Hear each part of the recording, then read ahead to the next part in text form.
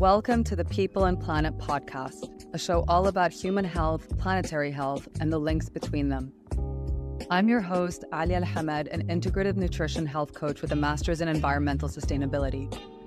I spent most of my life exploring these topics, and this podcast is my effort to collect and deliver information from experts to improve the quality of your life and that of our planet. Thank you so much for being here. This podcast is for educational purposes only and should never replace the advice of your doctor or physician. Always consult a medical professional before making any changes or adding anything new to your diet, lifestyle, or medication protocol. In this episode, I'm speaking with Dr. Louise Peters, who is a trained psychologist, adjunct college professor, and trauma specialist. She is certified in diverse therapeutic approaches, including EMDR, brain spotting, brain-based hypnotherapy, mindfulness-based cognitive therapy, meditation, and trauma-informed yoga. She's also a trained rapid resolution therapist, and the acronym here is RRT, which is what we're going to be speaking about today. She is also a trained rapid resolution therapist, and the acronym here is RRT, which is a revolutionary neuroscience-based approach to healing and is what we will talk about today. RRT was created by Dr. John Connelly. It goes beyond traditional talk therapy by the way in which it addresses emotional blocks in the subconscious mind. It is basically a type of therapy that uses guided visualization techniques to access and communicate with the subconscious mind, which is where most of our programming resides anyway. It is a very powerful healing modality that can help rewire behavioral or thinking patterns that no longer serve and heal past traumas or wounds that feel stuck or still feel very present. Dr. Louise Peters also happens to be my therapist, and I really enjoyed working with her and have been blown away by the efficacy of this therapy that I felt compelled to share it with you. I'm someone who's done a lot of personal development work, and I've also worked with traditional talk therapists, who I really am grateful for, but I just felt like I hit a bit of a roadblock in my journey.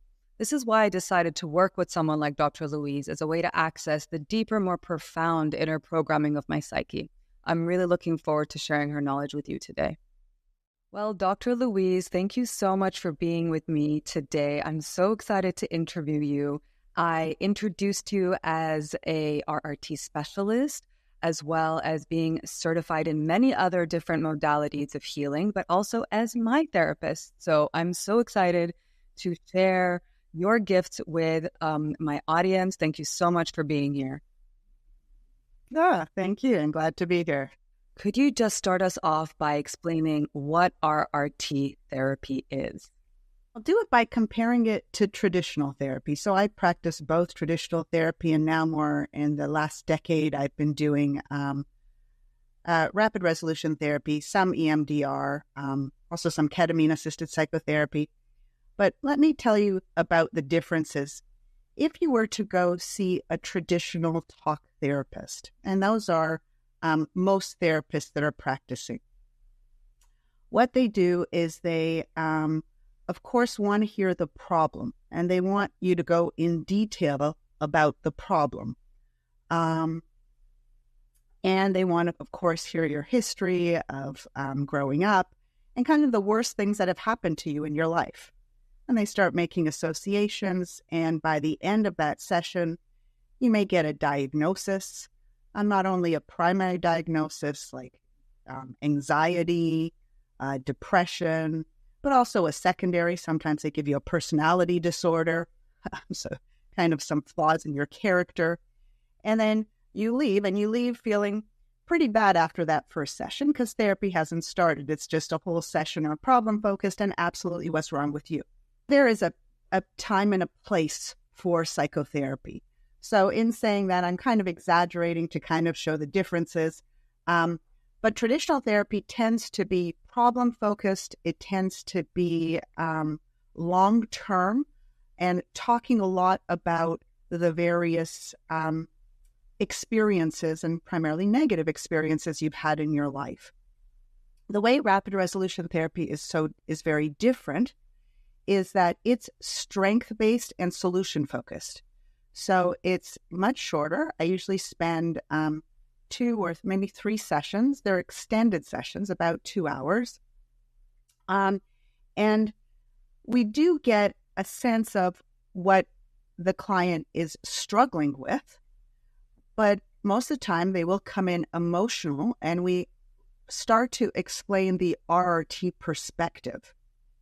So after really understanding the problem, and we don't go into a full extensive history, and we're not looking to diagnose, we actually are usually quite impressed that they're sitting in front of us given what they have gone through. And so we already notice how resourceful they've been, their strengths. We're looking to connect with them and uplift them. And oftentimes people will come in and tell us how they're feeling, and obviously reference something that happened that provides kind of an explanation of why they're feeling a particular way. And that's the normal way of thinking about things, but it doesn't give us a lot of power if something else in their environment or circumstances is creating their emotions, because we can't do much about that other thing. So the way we think of it differently, well, I'll give you an example to illustrate it, is I bump into a friend and I say, "Hey, how are you doing?" And she says, "Well, I'm angry." I'm like, "Oh, what's going on?" She goes, "Well, my ex, he's such a jerk." And I'm like, "Well, I thought you divorced him like 5 years ago." She's like, "Yeah, I divorced him. Of course I did. And he moved to Iceland, but he's such a jerk. I'm so angry." Now, you could say, okay, he's the cause of her anger, but the way we think of it, I mean, he's not even around. That relationship isn't even going on anymore. So another way of looking at it in terms of what's causing the anger is that from the experiences she's had with him, mind has collected data, information, and mind is reading that information as if ongoing. So sometimes mind will stop the movie at the worst part. Now, how come mind does this? It's not doing this to be annoying. Mind is all about protecting you. So if something happens that's distressing, mind keeps that data about the distressing event in a file, upfront, active, and ongoing. So it doesn't process through like all of the other information. So really, the way I think of what's going on with this gal who is still struggling because of things that happened in the past and is still experiencing anger is that it's the way her mind is processing data or information about that relationship that is then activating anger. But the anger, emotion is always for an action. The anger is for her to do something about what happened with her ex 10 years ago or 5 years ago. So the anger is worse than useless because no action is necessary. Nothing needs to be done about that relationship that's over, finished, and completed. So what we look to do in rapid resolution therapy, rather than having her talk about the many experiences she's had with her ex and how he messed up her life and the worst things he's done and how she was a victim of all this, she doesn't have to talk much about it at all, just to get the sense of what's going on and that there's this residue of anger. And we look to shift the way mind is processing information. So we look to clear that data. We want to clear it so it's stored as finished and over and completed, having her know she gained some wisdom from that relationship, kind of lessons, but she doesn't need to keep feeling the worst parts of it. And so by the end of the session, we will evaluate the session by, again, bringing up this ex and saying, okay, think of him now and think of when he did this and this and this. and see if you can experience that anger. And people are often shocked because there is no anger. And they're like, wait, what happened? I can't bring it up. And I'm like, well, try, come on. It was a jerk. They're like, well, no, it's not happening anymore. And so it's a fun process to guide people through, especially people who come in and are in emotional distress. It's a really good process for clearing emotional distress, especially emotional distress of things that have happened in the past and are no longer going on, but mind hasn't been reset, updated, or uplifted, because our mind doesn't automatically do that. So in that way, you can see how it would be very different traditional therapy with this gal who has this X versus rapid resolution therapy, which after the first session, she leaves feeling like she has a new lease on life. And the awesome part of this is I can personally attest to the efficacy of it, because I remember we did a session similar to this and the emotions or the resonance went away quite fast. So I can personally attest to it. But I do want to get into the how. But before we get into that, I have a question about this particular woman who's dealing with this jerk ex. So he's in the past and he lives somewhere completely different. But what if the divorce is in the past, they don't run into each other, but he calls her once every 2 years? So when you see her, she's okay. She's not really thinking about him, but there is still a presence in her life because sometimes maybe they do run into each other, or sometimes he does call her because they share a child. So it's not a completely dead situation where they'll never see each other again. There's still something that shows up. So I guess the mind keeps that file open and in survival mode, I suppose, as a protection mechanism, because I might see him, that jerk ex, right? What about in a situation like that where it's not completely in the past, there's still a potential for the future? Great question. Great question.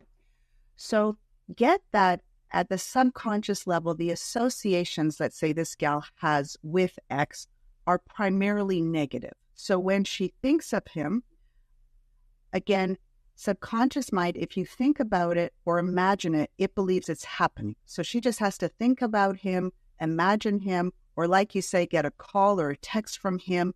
That's enough of a reminder to get that file open. And then body has the physiological response, that is discomfort, arousal, activation, anger, what have you. So what we do when there's someone who's dealing with, let's say, an ex who ongoing maybe still, let's say they're still going through a divorce, so they still have to deal with the situation, we I take them through a process of what's called a victory through surrender. And that is where we may put the X or things that he may still do, or how he may still reach out to her, or how she may see him still, in mediation if they're going through a divorce. We put those scenarios on imaginary screen. And as they're on an imaginary screen, we create some distance, right? Emotional distance. And I have her go, let's say, through a body scan where physiologically, or you could say a hypnotic experience, where we shift her state of consciousness. And so she's then experiencing this sense of floating, or the sense of ease, complete relaxation, as she is witnessing, let's say, a text coming through, or a call coming through, or even seeing him in mediation. And so we're delinking the emotional response from X by doing physiological relaxation or ease as she is seeing the data that has been associated with complete arousal. So we're creating what's called a delinking or a mismatch experience And then, you'll pop up the picture of him over and over and over again, or things he may say. And there is no emotional reactivity. I'll tell you another thing we do is what happens is some people, let's say there is the ex that they're still dealing with, or they're still co-parenting after they've been divorced. The tendency is to want to avoid the ex at all cost, right? Because again, the ex is associated with uncomfortable feelings and emotions and distress. But when we go out of our way to avoid something, subconscious mind gets the message that it's dangerous.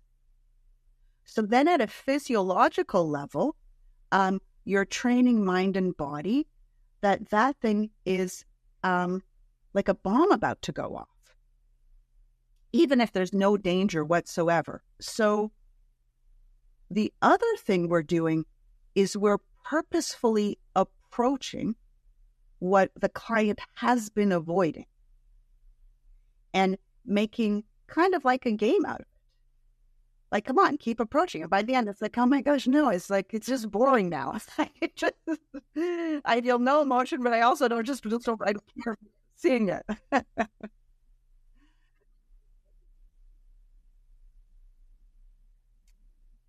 Yes, it's like whatever. There's like an indifference to it by the end. So that's another thing we use is, associating indifference and a surrender response. Like X is going to be X, he's not my project anymore. He's not even in my life anymore. But I'll see him and I'll just see him and say, whatever, of course he's going to do this or that, or, Jack's going to be Jack. And then there's no energy going into that. And then the client can use their energy towards moving forward, towards intentions we set. And that flow of energy is then is utilized in their best interest, in what has value for them, and in their highest purpose. Because it's absolutely frustrating when mind keeps replaying old stuff that nothing needs to be done about, because then we put energy into old experiences, and there's no response to that energy.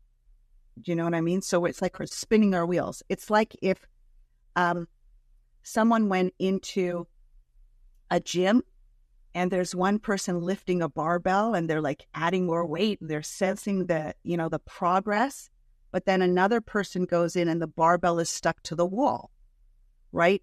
So that person, even though they're putting a lot of energy into it, a lot of effort, they're not seeing how the barbell is responding. They're not seeing the progress. So they end up feeling hopeless, powerless, and depressed, and they leave.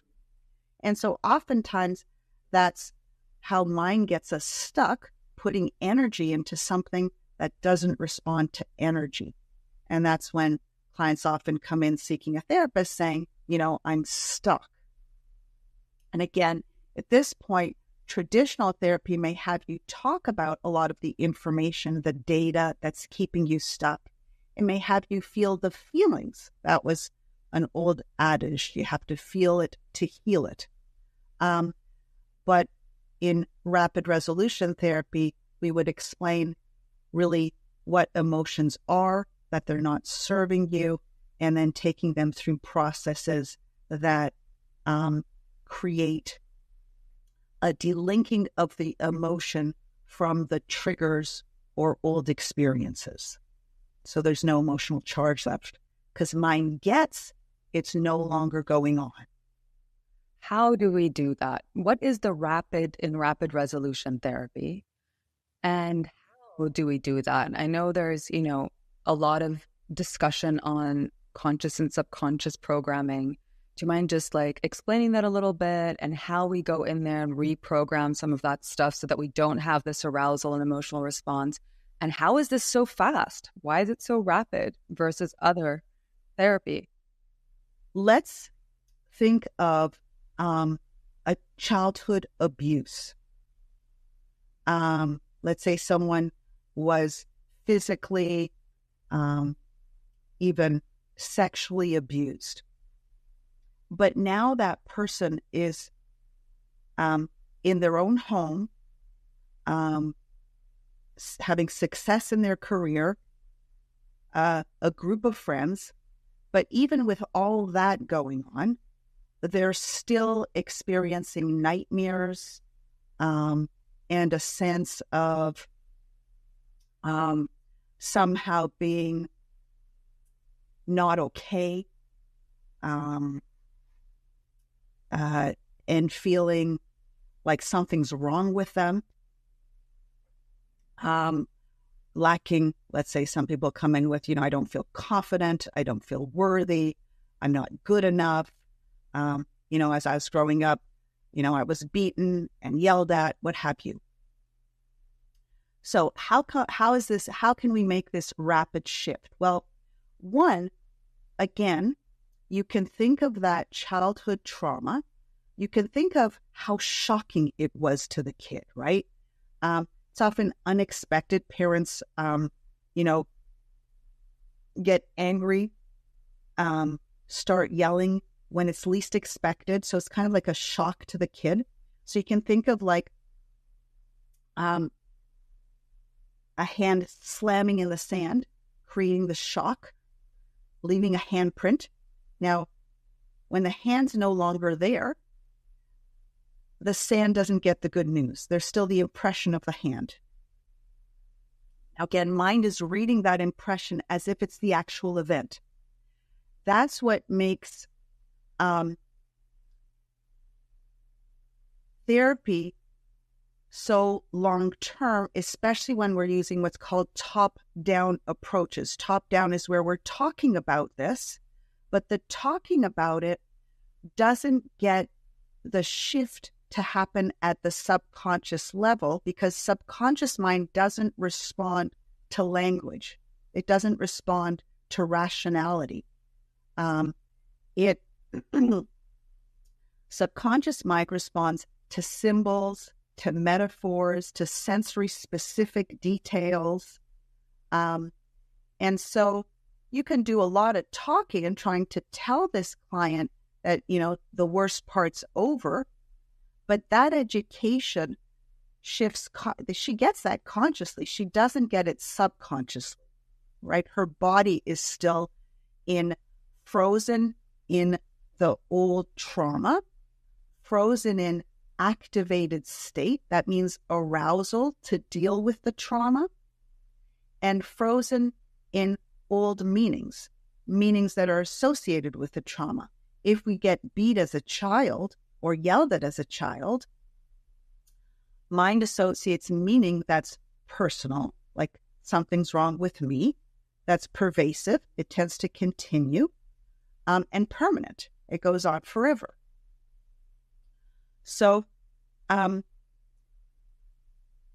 what RRT does, it's bottom up or inside out. We're looking to address the root cause of the problem. Now, how do we do that?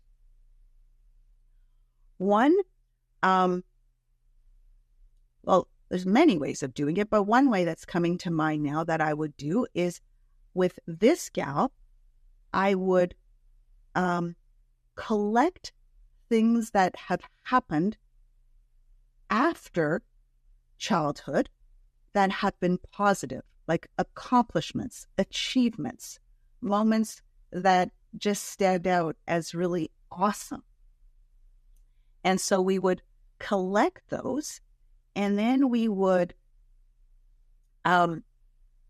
bring up some specific childhood traumatic events, and I would take her through a process where she sees that child, but the child is connecting with her as the adult And the child sees that she's on the way to this great success in the career, having her own home, driving a car for the first time, having her credit card, being able to go in a store, take any object out of the store just by giving the clerk a little plastic card. Times where she experienced just this peace and awe in Hawaii, let's say. So the little girl is seeing what she's on the way to, and then encouraging the little girl to even feel the excitement, kind of like when you're on a plane ride to Hawaii. You're not there yet, but you can get excited about it. And then having, the adult-child connection, having the adult perhaps breathe with the child, using symbols that I incorporate. One thing that's going on with people who are still preoccupied with old stuff is that mind can be responding to what is going on, like having binocular vision and responding to what is going on, but our mind can also be responding to old data, old info, old images of what was going on. We can see a picture of childhood and a whole bunch of negative feelings can be brought up. Mind can also create information about future, and then we're responding as if that's happening. So a symbol that I often use is an animal where the lens is out, because animals only respond to what is going on. So then in this child-adult interaction, we may use the symbol of an animal.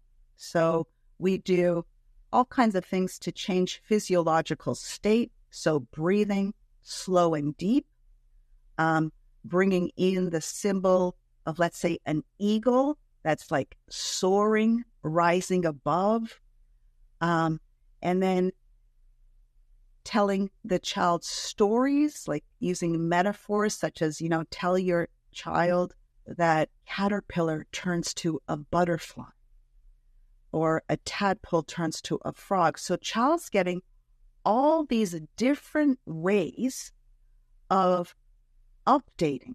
So it gets that old stuff isn't going on, that there's all this new stuff that's happened, that her survival is guaranteed because she's on the way to driving a car, having her own home, having a successful career, vacationing in Hawaii, and that all of that childhood stuff is absolutely over.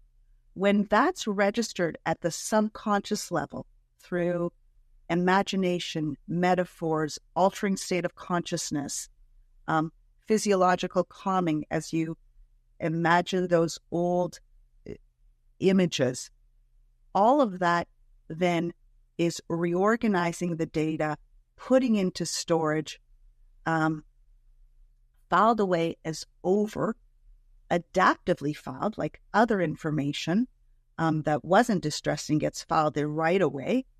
And so then by the end, again, you're asking this adult, well, think of when dad beat you or dad screamed and called you like the worst names in the book. And she's like, yeah, that was a pretty bad moment for dad.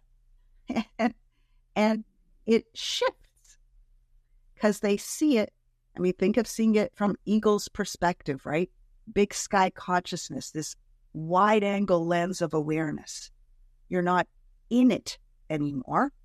You're seeing it from above. And that shifts at emotional level, at cognitive level, at, I even think, spiritual level, consciousness, all of that, and they're free. And they know they've survived the worst. And the worse it was, the better it is, right? I think I often give the example of a prisoner of war.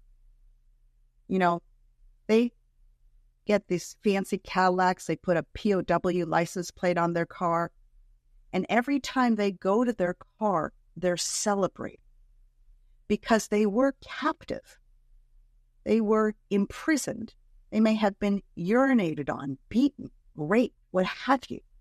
But the worse it was for them, the better it is. And they celebrate every time they go out and drive in that Cadillac.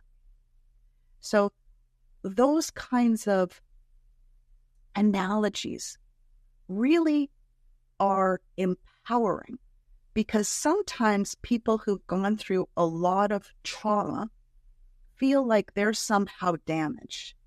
And the reality is trauma can lead to tremendous growth and tremendous wisdom that people who haven't gone through trauma, they don't have. But people who have gone through trauma do have. So they kind of see their trauma rather than, oh my gosh, something's wrong with me. It'll always be wrong with me because of what I've lived through. No, actually, that's all to your credit now. And that's, again, strength-based rather than the diagnosis and pathologizing and them being, part of the medical system as an identified patient.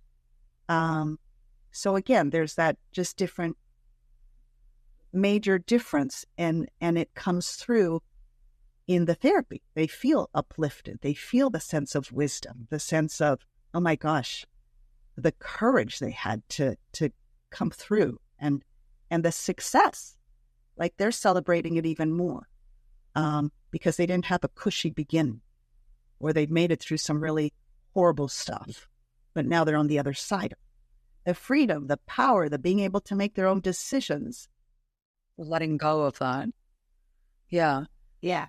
Sounds like there's like a re-imprinting of some of these older memories. And what's, I think, important here to reiterate is in a session, you're guiding someone through very powerful, intentional visualization techniques to alter a state of consciousnness, but for them to also imagine themselves as a little child, or themselves comforting that their younger selves.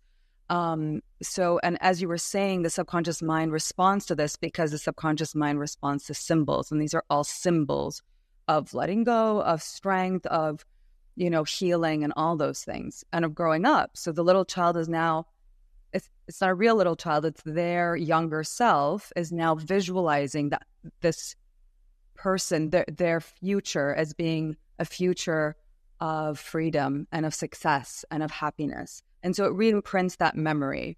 Is that correct? In the subconscious mind. It's interesting how you say that trauma can lead to some really powerful lessons and really powerful people. It's because I read somewhere that some of the most successful people had a lot of trauma in their life, and it was one of the things that propelled them forward, because they attached certain meaning to it when they were younger, before they maybe healed the trauma of self-worth, not feeling worthy enough. So they felt like they had to prove themselves more than the average person and really push, and maybe not sleep as much or not take care of themselves as much because they didn't feel that they were worthy of doing that. Do you find that that's true? Have you seen that? The way I think of it is that trauma is essentially energy. Now, when there's big traumas, there's a lot of energy stored in that trauma. Once we do the memory reconsolidation, which is change the way the memory is stored, well, you can think of it before treatment. Trauma is what we call encapsulated. It's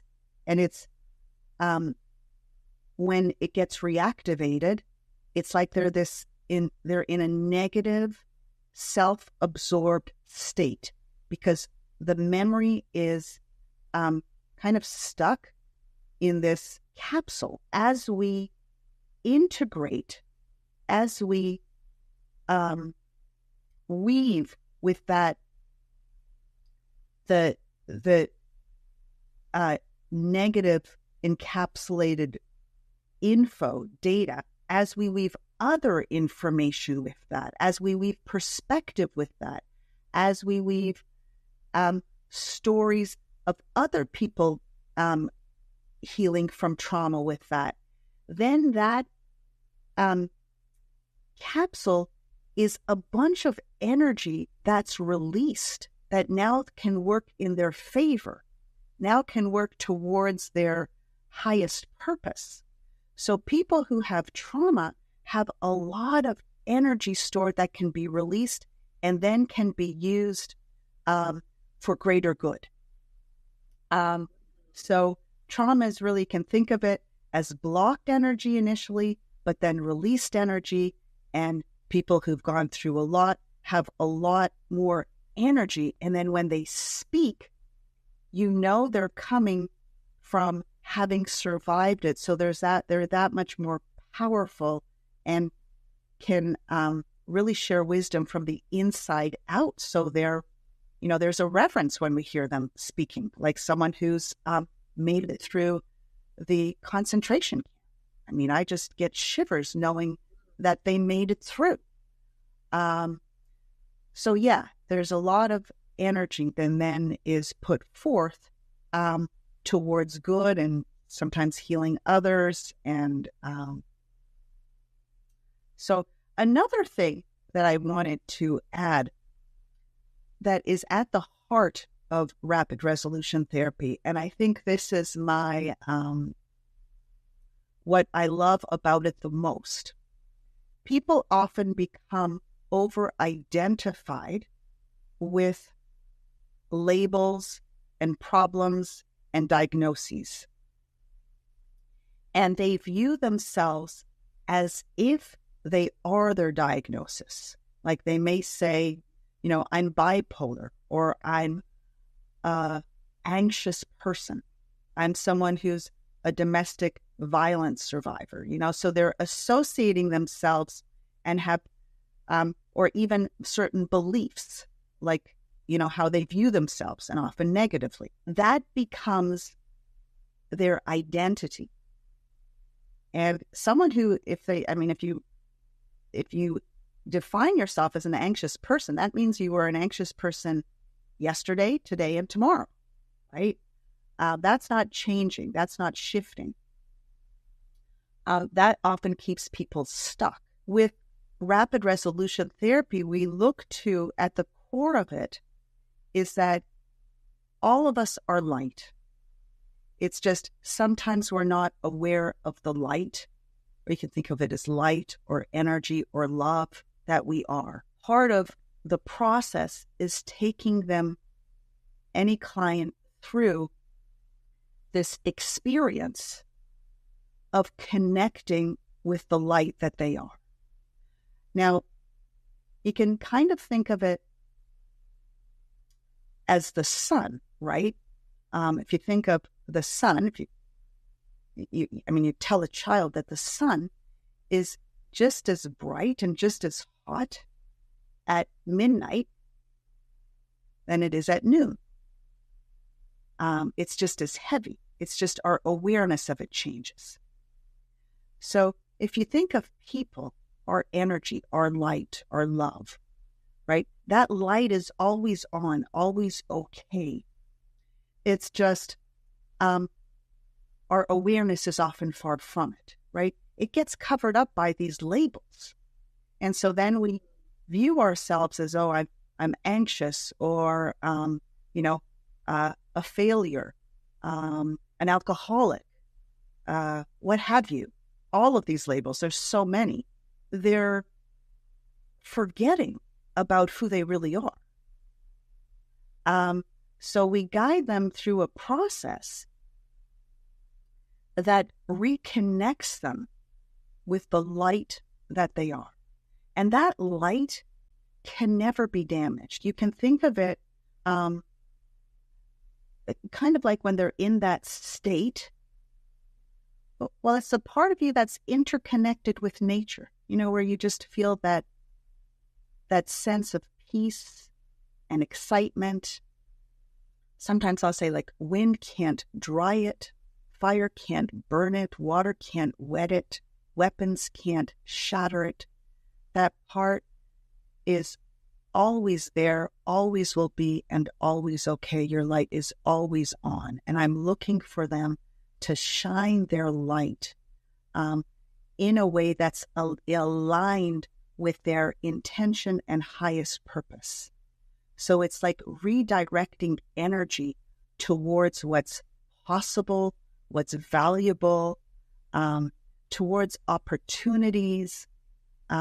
So again, it's just shifting from a limited view of self to a very expansive view of self, which is essentially we are all light, we're all connected, and from there, anything is really possible.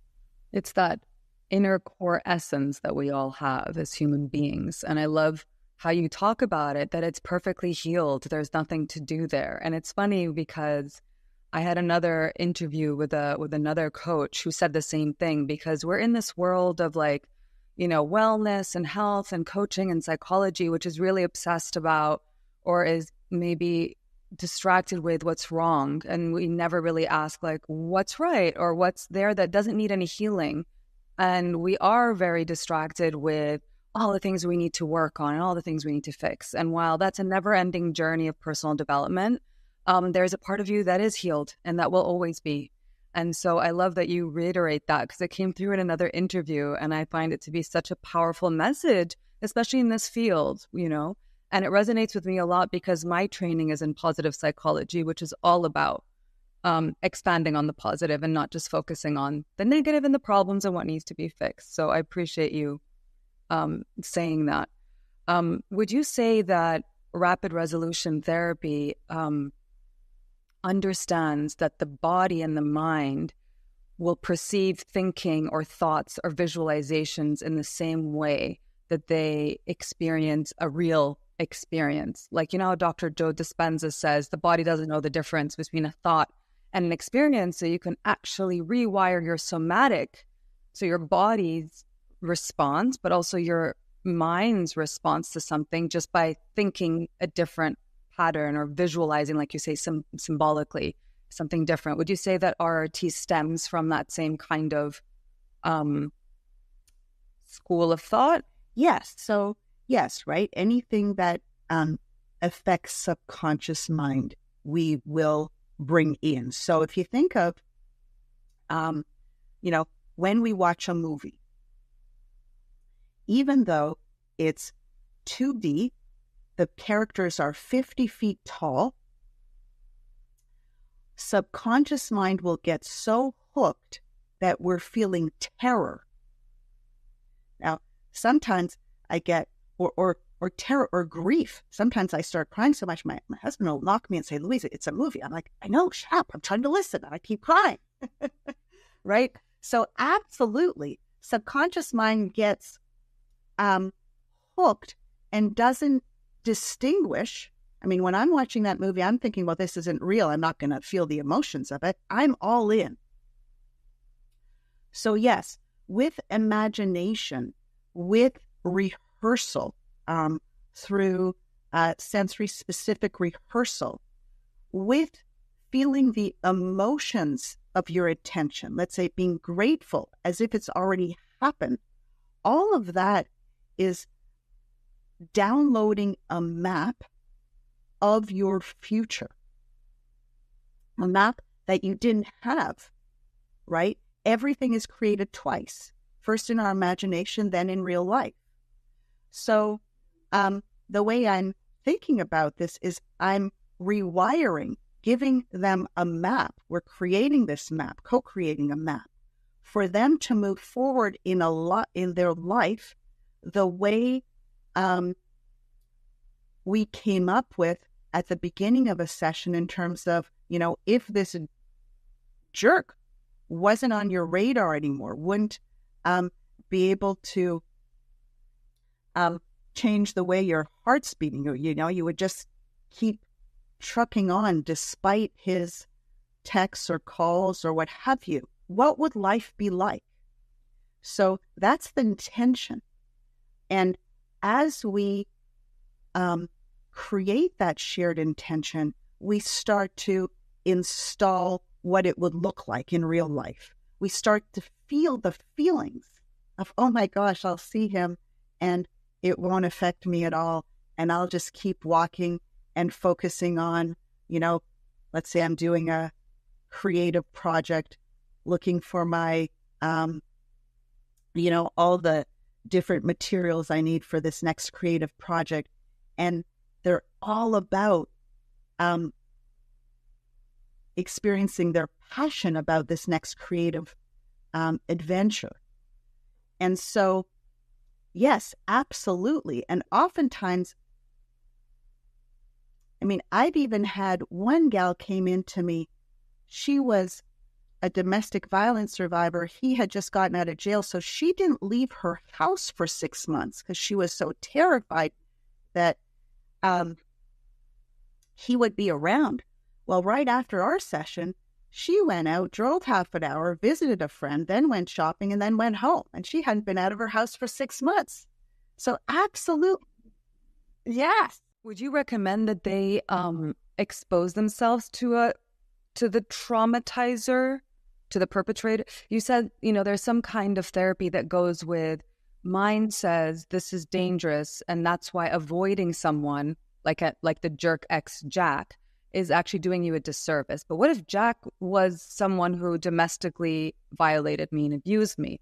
Would you recommend that I still should expose myself to him so that my mind... No. So there's a line. Yeah, there's a line there. Yes. So this is how I see her. I see her absolutely being resourceful, knowing, how to protect herself, what to do should he come knocking at her door. So the way I think of it is that gal had her, let's say, a firefighter. You want the firefighters at the station between fires. You want them playing cards, laughing, eating, having fun, replenishing their resources. So when that alarm bell goes off, they have all of their resources available for them to take action and do what's necessary to save lives. So let's say for this gal, what I'm looking for her is I'm looking that when being strategic about how she goes about her day, maybe avoiding certain areas because they are indeed dangerous where he lives, kind of thing. But when she's okay to feel okay, should he come knocking at her door, she's going to be like the firefighter and have all of her resources available to her to deal with that. What if someone's not dangerous, like actually putting my life in threat, but they're just toxic? They're always like maybe manipulative, maybe gaslighting me or making fun of me. They're just not good energy to be around. So I have this kind of loop and the data is open of this person is irritating. Would you recommend that I do exposure therapy to them, not avoid them so that my brain doesn't think that they're dangerous? Or would you say this is like an energy vampire? I don't need to be around them all the time. So where's the line, I guess? Yeah. I think people want to know that. Yeah. That's what I'm asking. This person is irritating and it's taking up energy because perhaps you're avoiding him or her. I wouldn't necessarily have you approach the person, but I would absolutely do a process where you're seeing them, seeing all the annoying things they may do and having no physiological reactivity. So delinking the emotional charge from that stimulus. So that way, yeah, that's the key. So that way, they're not taking any energy up in your life and you're not avoiding places because you may bump into him or her. You're just going about your day and there's no emotional charge associated to that person because it's really not that person. It's the way your mind is processing information about that person. And I guess the visualization work and the whole, the mind doesn't know the difference between a thought and an experience. And the rehearsal work that you do is because with every thought and feeling we have, we're creating a neurological signature in the brain. And therefore, that can re-imprint new memories or new emotional responses to certain memories, correct? Or clear away emotional responses to memories. Is that kind of sort of what's happening? Yes, the way I think of it. So you can think of trauma. Let's say a distressing event has happened in your life. Sometimes people would define that as a memory you can never forget. But what I think we do in rapid resolution therapy is create such a positive experience that it's a positive experience you'll never forget. So it's one that stays up front. Really the way I think, again, you're connecting with, I think it's your spiritual self, right? If you're in a state of extraordinary consciousness, you get out of the drama of things. You see a deeper connections. You see that little, maybe not even little, it doesn't define you anymore, because you connect with this greater state of consciousness of who you really are. And I didn't want me to say it's a little thing. Even though it's a little thing, it can be still really, really distressing. It's kind of like a little pebble if you're running a marathon. So it certainly doesn't feel little. So I didn't mean to diminish that. Is there any advice you would give to people who are either not sure if this is the right therapy for them, or don't know where to start, or how they can bring some of this work into their lives if they're not gonna, maybe reach for a therapist, maybe they can't afford it or something, and they need some kind of tools in their day-to-day life? So I guess that's the 3 questions. So we'll just break it down. First is like where to start and if this is right for them or not. And then maybe we can get into the second one, which is if there's anything they can do in their day-to-day lives. Yeah. If anyone is feeling tremendous emotional distress, anger, grief, fear, guilt, or a preoccupation, like stuck on looping thoughts and feelings, that kind of distress is best handled by any therapy that uses memory reconsolidation. So that would be eye movement desensitization and reprocessing, internal family systems therapy, some somatic therapies, body-based therapies, and rapid resolution therapy, and some other ones. But if someone is really looking to gain, they're not that distressed, they just are trying to get clarity in terms of direction of their life, they're looking to talk over things with someone, to get a different perspective, then a more traditional therapy is helpful. Now, let's say someone can't afford either of these therapies, traditional or, the one that incorporates this memory reconsolidation for distress. Then there are wellness practices like yoga or breath work or meditation. It's changing your physiology, right? So we don't see the world as the world is. We see the world as we are. So if someone, I worked with veterans a lot. A veteran, even though Vietnam was 30 years ago, he's back here in my little town of Melbourne, Florida, where crime is relatively low. He's in a restaurant with his family. He is still sitting facing the door and preparing for an ambush, because we don't see the world as it is. We see the world as we are. His physiology was his nervous system was so impacted by trauma that it's still not regulated.